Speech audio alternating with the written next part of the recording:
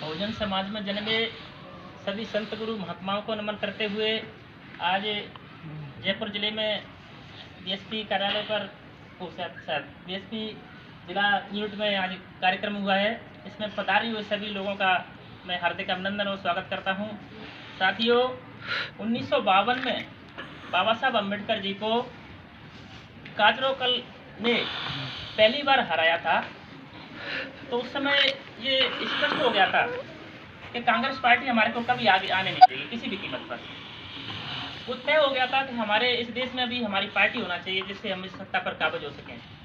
ये विषय मानवर कांशीराम साहब को पता चला तो मानवर कांशीराम साहब ने बाबा साहब अम्बेडकर जी के बाद संपूर्ण भारत में शोषित पीड़ित SC ST OBC समाज जो शून्य बना था, उस शून्य को मान्यवर कांशीराम साहब ने अपनी सूझबूझ से, अपने वैज्ञानिक तौर तरीके से, अपने हौसलों से ऐसा भरा कि भारतीय राजनीति की दिशा को बहुजन समाज के पक्ष में निर्णायक मोड़ दे दिया।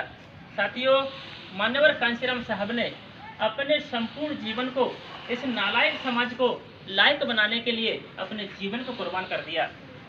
लेकिन दोस्तों, इस समाज में जो कांग्रेस ने काम किया, हमारे जो लोग लायक बन रहे थे, आगे बढ़ना चाह रहे थे, उनको अपने लालच में फंसा दिया और बहुजन समाज पार्टी के विचारधारा को तोड़ते गए। साथियों, काफ़ी देश के अंदर इस विषय पर चर्चा हो रही है कि हमारी बीएसपी पार्टी धोखेबाज है, ये बिक जाते हैं, ये सब हो जाता है। ये सभी पार्टी खरीद फरोख्त का काम कर रही हैं। लेकिन मित्रों, हमारे देश में ये बड़ी व्यवस्था है कि हमारी इतनी आबादी 85% होने के बाद भी इस देश में आज भी हमारी समाज नालायक की नालायक साबित हो रही है। इन महापुरुषों के मूवमेंट को, इनकी कुर्बानी को, इनके परिश्रम को, जो इन्होंने इस देश को खूबसूरत बनाने का जो काम किया था, वोट का अधिकार, उसे 5 रुपये में पौवा में बेच देते हैं, एक मीट में आधी किलो मीट में बेच देते हैं। जो 5 साल के लिए इसका अगर औसत निकालो तो 500 रुपये की औसत चबन्ने की पड़ती है रोज के निकालेंगे तो। एक व्यक्ति वोट मांगने के लिए बाबा के पास गया था, जो बोला था कि बाबा आप 1000 रुपये ले लो, वोट हमारे को दो। वो बाबा बोले कि बेटा मेरे को 1000 रुपये मत दो, आप लोग, मैं गधे का काम करता हूँ, मुझे आप एक गधा ला के दे दो। वो व्यक्ति जाता है गली मोहल्ले में एक गधा ढूंढने के लिए, तो गधा की कीमत को तलाशता है, कोई 20,000 रुपये कह रहा है, कोई 25,000 रुपये कह रहा है। बाबा को चारों तरफ गधा ढूंढने के लिए परेशान हो गया, आकर के बाबा को बोला कि महाराज मेरे को गधा तो नहीं मिला। कि क्यों नहीं मिला गधा? कि महाराज कोई 20,000 का बोल रहा है, कोई 25,000 का बोल रहा था, मेरे पास नहीं थे, मेरे पास तो 1000 रुपये थे। तो ये नालायक लोग ये नहीं समझते कि गधा की कीमत 20,000 रुपये है, तो मैं 500 रुपये में 1000 रुपये में कैसे बिकूँ? तो गधा से भी नीचे गिर गया हमारा समाज। साथियों, इस देश में बड़ी विडम्बना चली आ रही है कि गधा की कीमत 20,000 रुपये और इंसान की कीमत एक पौवा और 500 रुपये। क्या इस विवेकहीन व्यक्ति होता जा रहा है समाज के अंदर? इन महापुरुषों ने जो अपनी कुर्बानी देकर के इस देश में शिक्षा का कार्यक्रम किया था, राष्ट्रपिता ज्योतिराव फुले साहब के द्वारा देश में शिक्षा की नींव रखी गई थी। सावित्रीबाई फुले उसमें संपूर्ण जीवन इनके साथ योगदान दिया। बहन सावित्रीबाई राष्ट्रमाता फुले ने भी अपने जीवन को ज्योतिराव फुले के साथ में समर्पित किया था। दोस्तों, इस देश में साहब कांशीराम को देख लो, एक बार के अंदर ही जब दीना बाना साहब ने इस देश में 1962 के अंदर कांग्रेस पार्टी ने 14 अप्रैल की बाबा साहब अम्बेडकर की जयंती की छुट्टी रद्द कर दी, बुद्ध जयंती की छुट्टी रद्द कर दी, तो इसको मालूम चला था दीना बाना साहब को, जो जयपुर से 40 किलोमीटर दूर बोवास गांव के रहने वाले थे। दीना बाना जी को ये पता चला कि कांग्रेस सरकार ने हमारे महापुरुषों की छुट्टी को रद्द कर दिया, मैं ऐसा नहीं होने दूंगा। दीना बाना साहब को पता चला कि आज मुझे जो नौकरी मिली है, जो संविधान से मिली है, मैं संविधान के लिए जान दे दूंगा, लेकिन इस छुट्टी को कैंसिल नहीं होने दूंगा। साहब दीना बाना अकेले ही आंदोलन करने के लिए लग गए।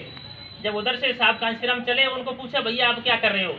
कि मैं आंदोलन कर रहा हूँ। कि क्यों कर रहे हो? कि सरकार ने हमारे महापुरुषों की छुट्टी को रद्द कर दिया है। तो कि महापुरुष कौन है? कि बाबा साहब अम्बेडकर जी। दीना बाना साहब ने इस नाम को लिया तो साहब कांशीराम बोले कि अम्बेडकर का तुम्हारा बाप था क्या?